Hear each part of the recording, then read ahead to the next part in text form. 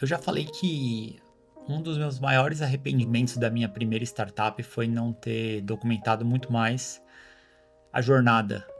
E documentar, eu digo gravar, registrar, mostrar o que a gente estava passando, sentindo, aprendendo, construindo, comemorando. E nessa próxima jornada, eu prometi para mim mesmo que essa jornada seria documentada. Ou seja, eu ia postar recorrentemente vídeos para mostrar o que eu estou construindo e inspirar outras pessoas e passar um pouco do meu aprendizado também ao longo dos últimos tantos anos aí. No primeiro vídeo aqui do canal eu já contei um pouco da minha carreira, então se você não assistiu, assiste lá.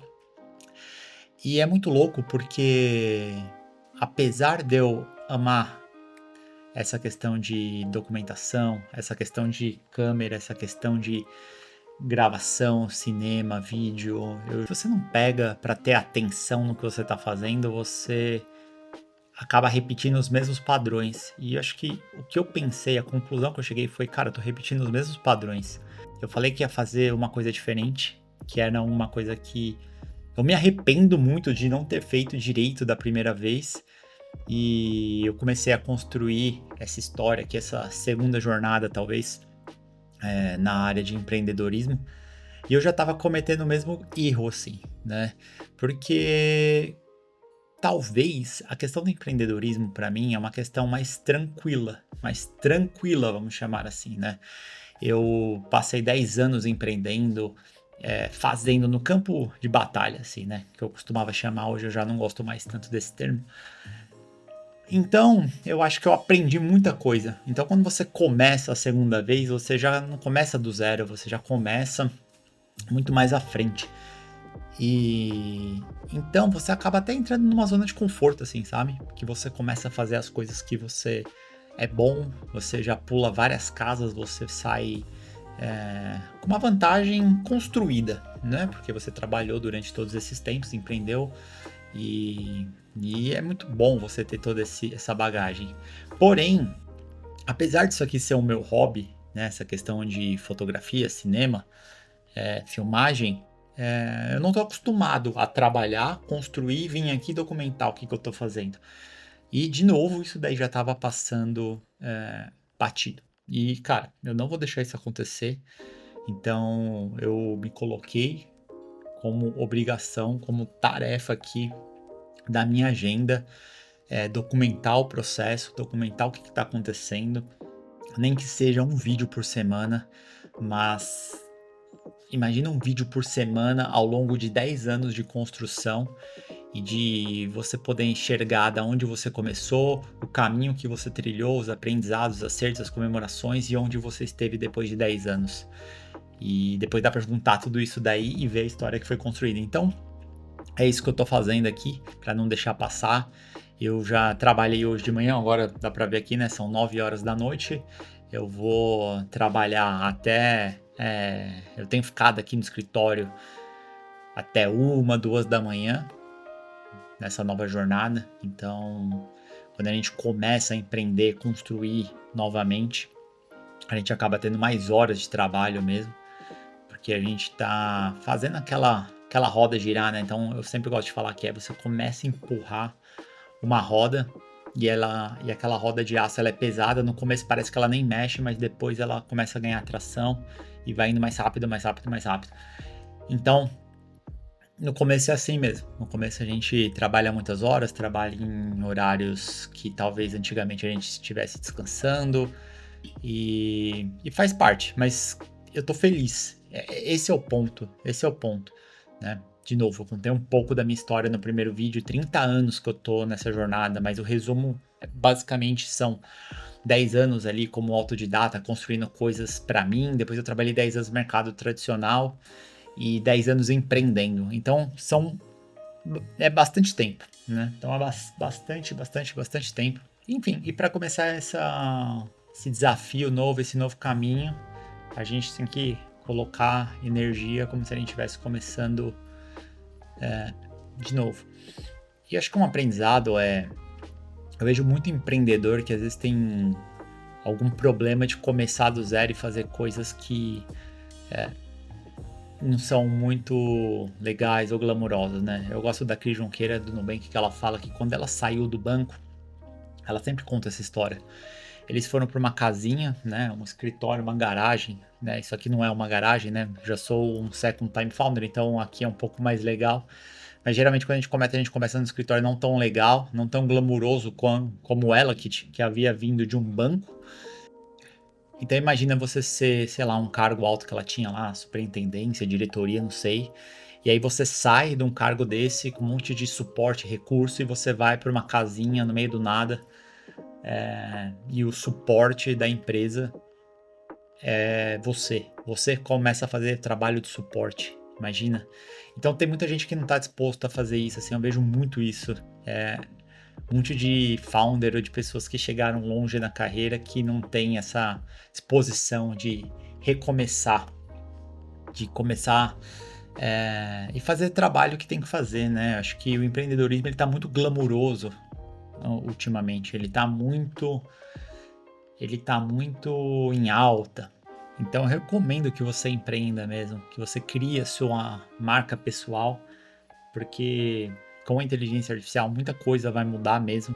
Muitas posições acho que elas vão deixar de existir, outras vão surgir. Mas eu tenho estado bem reflexivo também com essa mudança, com o que está acontecendo aí no mundo e essa questão da inteligência artificial. Na minha visão, a gente tem um tsunami se formando. O mar está recuando ali e eu acho que nos próximos anos vai acontecer um grande tsunami. Eu acho que veio essa ideia na minha cabeça esses dias aí, porque provavelmente você pode ser programador assim como eu e eu comecei a brincar quando eu ainda estava na minha outra empresa com essas ferramentas de geração de código e até montei um setup legal na empresa lá porque queria conseguir fazer, aproveitar, tirar o máximo daquilo, mas eu estava me frustrando muito algum tempo atrás, tentando fazer isso acontecer.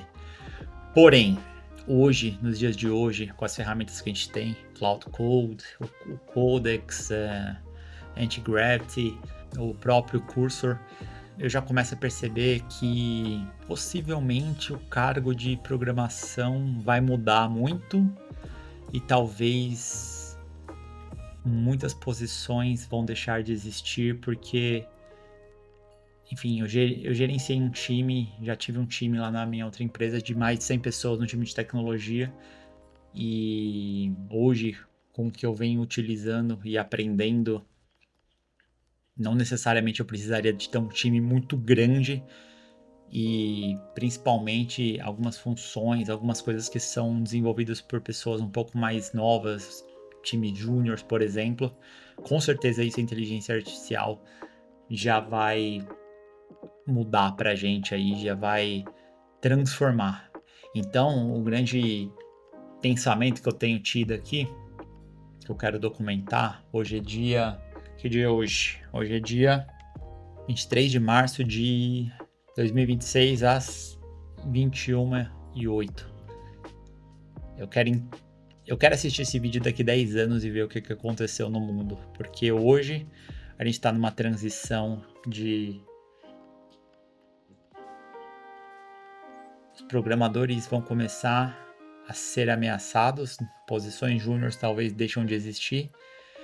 Mas o ponto é, se isso chegou numa área, se isso chegou num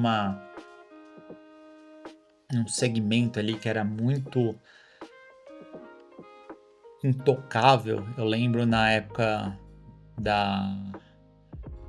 que a gente ficou todo mundo em casa em 2021, que muitas startups estavam levantando rios de dinheiro e os programadores júnior saíam da faculdade para ganhar 10 mil reais e não tinha gente para contratar e foi um absurdo o que estava acontecendo.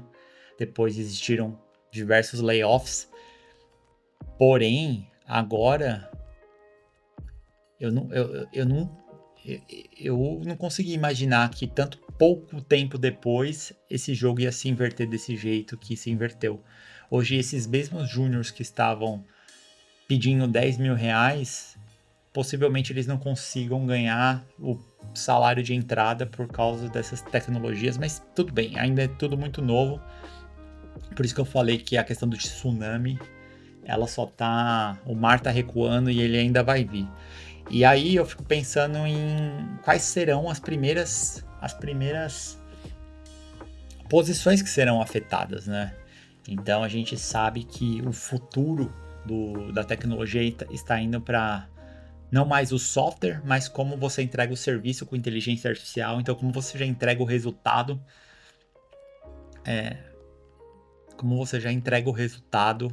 porque as empresas no futuro não vão querer mais a ferramenta, ter que se adaptar à ferramenta. Você vai ter que chegar lá com o seu serviço e entregar o resultado.